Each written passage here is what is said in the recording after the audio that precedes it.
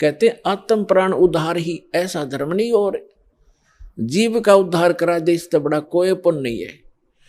देखो पुण्य तो वो भी है जैसे पक्षियों को दाने डाल दिए, कोई गौशाला धर्मशाला बनवा दी, कोई कुआं खुदवा दिया है, कोई बाग बगीचे लगा दिए, कोई भंडारे कर दिए, वो तो अच्छी बात है कर दिए।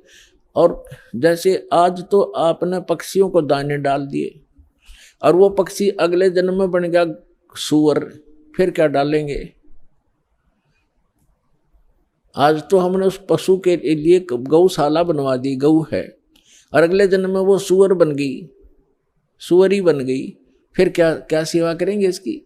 तो उसका एक तरीका बताया कि जो मानव शरीरधारी प्राणी है इसमें उद्धार हो जाएगा इनका, इस परमात्मा की शरण माने से, कबीर भगवान की शरण माने से या सद्भक्ति करने से उस आत्मा का फिर उद्धार हो जाएगा। वो ना गधा बने, ना पशु बने, ना सूअर बने, और फिर सतलोक चली जाएगी। अब कितना झंझट मिट गया। अब कहते हैं सतगुरु के उपदेश का लाया एक विचार, जय सतगुरु मिलते नहीं ही जाते नरक द्वार। नरक द्वार में दूत सब करते खेचा ताण, उनसे कभू ना छूटता फिर फिरता चारों खान। चार खानी में भ्रमता कभू न लगता पार, सो फेरा सब मिट गया हमारे सतगुरु के उपकार। क्या बताना चाहते हैं कि एक जीव को, एक मानव शरीरधारी प्राणी को और परमात्मा की शरण में ला देने से, ये सतभक्ति प्राप्त करवा देने से उस लाने वाले को इतना पुण्य होगा जैसे करोड़ गौओं को कसाई से कटने से बचा कर और चरागाह में छोड़ देने का होता है। इतना पुण्य उस मार्गदर्शक को होगा जो सतलोक आश्रम बरवाला का राह बता देगा, यहाँ का ज्ञान सुना देगा, उस जीव को यहाँ नाम दिला देगा।